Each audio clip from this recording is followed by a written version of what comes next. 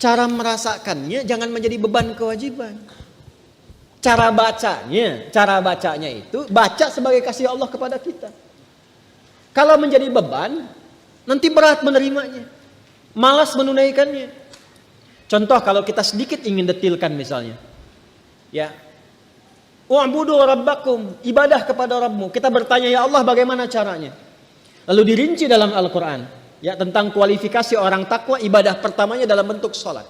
Alladzina yu'minuna bil ghaibi wa yuqimunas sholat. Sholat kan contohnya satu, kita turunkan sholat misalnya. Nah ketika dicontohkan detilnya satu, sholat, nah, maka cara membaca sholat ini ketika akan ditunaikan jangan dipahami sebagai perintah formal ibadah, walaupun memang itu perintah. Ya, sholat hukumnya apa? Wajib sifatnya apa? Kewajiban kan yang harus kita tunaikan, bentuknya perintah kan, wa aqimus shalah, tunaikan oleh kalian salat. Perintah mengandung unsur wajib berarti harus dikerjakan kan. Nah perintah itu turun dasarnya sebagai kasih Allah. Jadi kalau perintah itu cuma bentuknya saja, formalnya untuk diberikan kepada kita, tapi di balik perintah itu yang harus kita rasakan dan tanamkan ke jiwa kita. Jadi ketika diperintahkan sholat, jangan lihat kewajibannya. Karena nggak dilihat pun tetap wajib. Paham? Yang dirasakan itu maknanya. Apa hikmahnya di balik ini? Karena itu ketika Nabi diutus pun bukan hanya menerangkan ini kerjakan, ini tinggalkan. Tapi hikmahnya apa? Karena itu Nabi mengajarkan tentang hikmah. Karena diperintahkan Quran. Ya. Quran surah kedua Al-Baqarah ayat 151. Gak apa-apa lompat sedikit. Kita masih di ayat 21. Ya. Kama arsalna fikum rasulan minkum yatlu alaikum ayatina wa yuzakkikum wa yuallimukumul kitaba wal hikmah wa yuallimukum ma lam takunu ta'lamun. Jadi ketika diterangkan kepada kita ibadah, kata Al-Quran ada perintahnya dulu. Makanya ibadah yang ditanya perintahnya. Sebaliknya kalau urusan dunia, ya kan teman-teman sekalian, terkait dengan urusan dunia itu larangan yang dicarinya. Jadi kalau urusan ibadah jangan ditanya larangannya, karena sifatnya perintah. Ditanya dalil perintahnya apa. Saking sayangnya Allah, gak usah banyak-banyak, ini aja yang diperintahkan kerjakan. Jadi jangan tanya larangan. Kalau ditanya larangan gak akan ketemu dalilnya. Sholat subuh berapa rakaat? 2. Boleh nggak 3? Kan gak ada larangannya. Ada nggak larangan ditemukan sholat subuh 3 rakaat? Sampai kiamat kurang 2 hari nggak akan ditemukan. Karena memang salah pendalaman. Kalau ibadah itu yang dicari perintahnya. Kalau ada perintah kerjakan, maka turun ayat sebagai dalil. Ya, konsepnya begitu. Kama arsalna fikum rasulan minkum yatlu alaikum ayatina. Turun ayat dari kami. Apa ayatnya? Dalilnya apa? Wa aqimus shalah. Baru kita sholat. Lihat prakteknya dari Nabi. Contohnya bagaimana? Dibatasi, saking sayangnya Allah nggak usah banyak-banyak. Tapi kalau kita ikuti dapat hasilnya. Nah sekarang bagaimana menjalaninya? Setelah turun ayatnya, belajar cara melakukannya, bahas juga hikmahnya supaya nikmat menjalani ibadahnya. Karena ketika ayat diturunkan, hikmah menyertainya. Itu permintaan turunnya hikmah itu sampai dimohonkan 2 orang Nabi dan Rasul, ayah dan anak. Nabi Ibrahim dan Nabi Ismail setelah tuntas alaihi wassalam meninggikan bangunan Ka'bah yang runtuh bagian atasnya di masa Nabi Nuh karena terkena banjir itu, tersisa pondasi. Masih ingat 2 tahun lalu saya terangkan, ya kan? Pondasi bahasa Arabnya kalau satu kaidah, kalau banyak jamak qawaid. Meninggikan bahasa Arabnya rafa'a yarfa'u. Yarfa'u. Ka'bah itu pertama kali ditetapkan oleh Allah sebagai kiblat manusia disebut bait. Inna awwala baitin wudi'a lin-nas, bait. Di Ali Imran ayat 96 itu. Di era Nabi Nuh alaihissalam terkena bagian banjir atasnya, tersisa pondasinya. Ka'bah ada berapa titiknya? 4 ya, kurang lebih gitu kan. Berarti setidaknya pondasinya ada berapa sudut? 4 bagian. Kalau 4 jama' atau tunggal? Jama'. Berarti harus bentuknya qawaid. Meninggikan tadi apa? yarfa. Apa yang ditinggikan? Bait. Buka Al-Baqarah ayat 127. Paling kiri sebelah atas di mushaf. Wa idh yarfa'u Ibrahimul qawa'ida minal baiti wa Ismailu. Ada ayatnya? Wa idh yarfa'u Ibrahimul qawa'id minal bait wa Ismailu.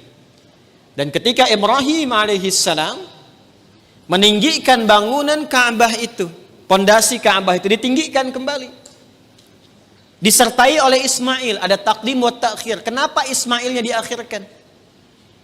Ini kalau katanya menyatu bersamaan, Allah bisa katakan begini, misal di luar Quran ya, wa idh yarfa'u Ibrahimu wa Ismailu. Tapi di sini Ismailnya di akhir. Wa idh yarfa'u Ibrahimul qawa'ida minal baiti wa Ismail. Kalau keduanya subjeknya disatukan, itu pekerjaannya sama bobotnya. Tapi kalau yang satu diawalkan, yang satu diakhirkan, maka yang diakhirkan itu bantu-bantu saja.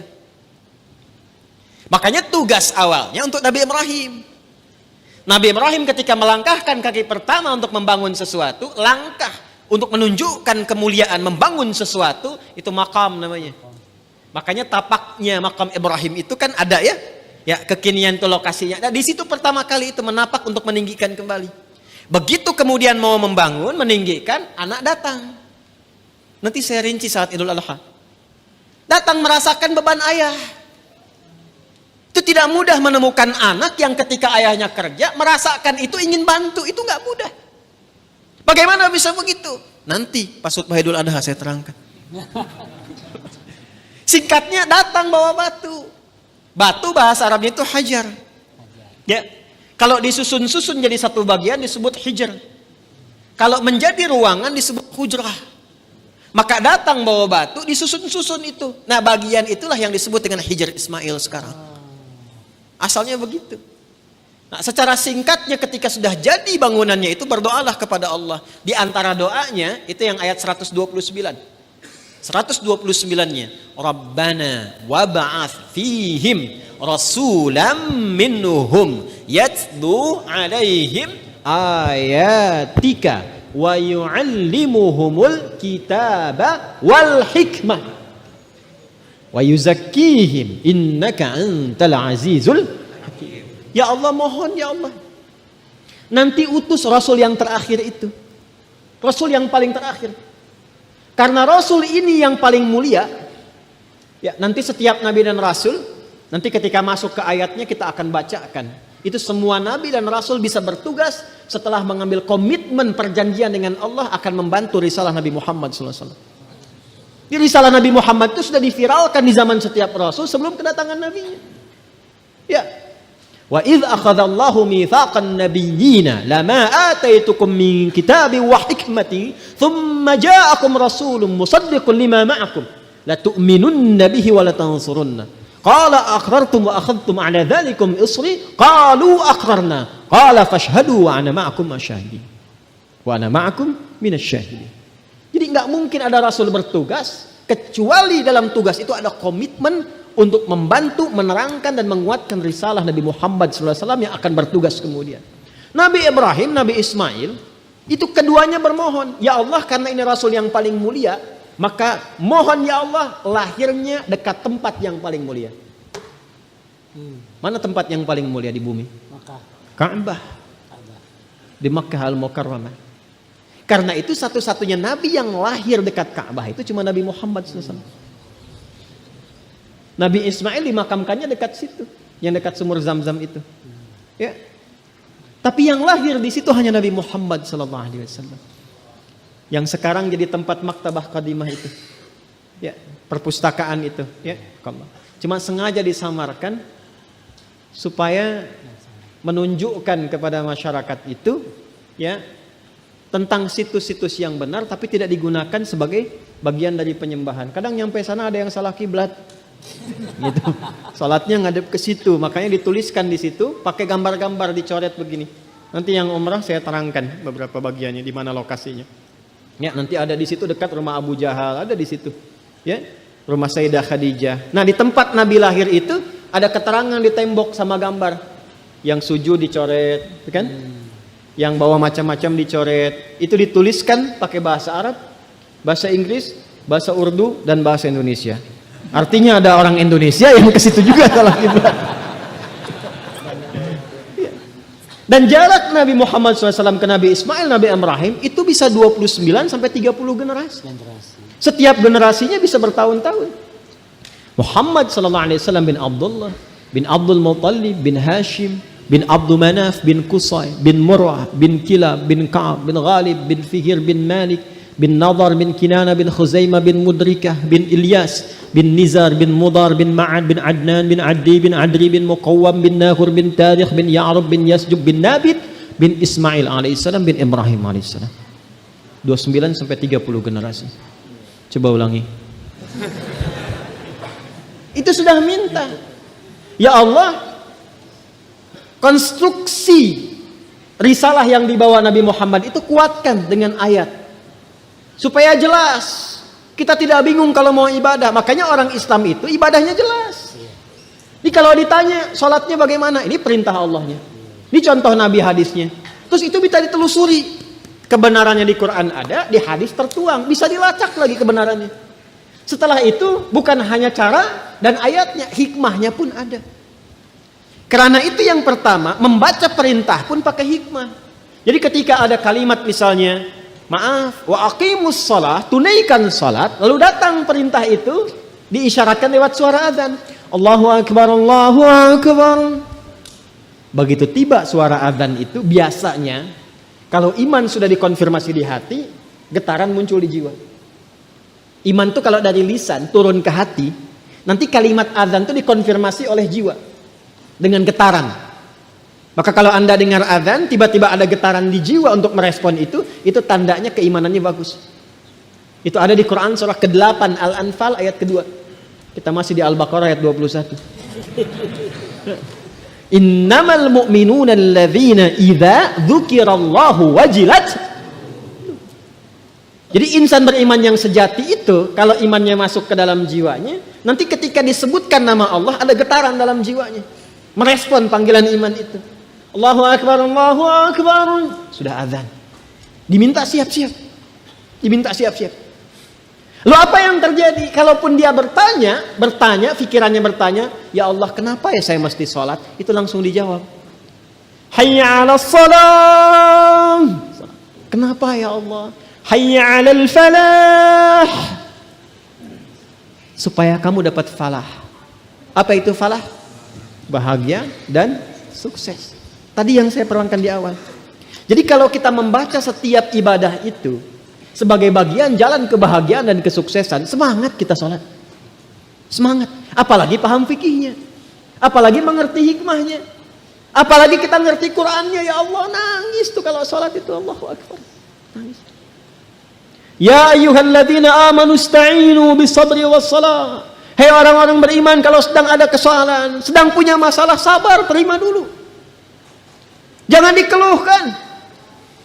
Karena masalah itu dihadirkan bukan untuk menjadikan dirimu bermasalah. Supaya engkau meningkat kualitas. Supaya kehidupanmu lebih baik lagi. Supaya engkau makin teruji, makin kuat. Dan tidak mungkin kata Allah, aku menguji kecuali engkau sanggup mengatasinya. La yukallifullahu nafsan illa wus'aha. Apakah berhenti sampai situ? Tidak. Datang kepada aku minta solusi lewat salat.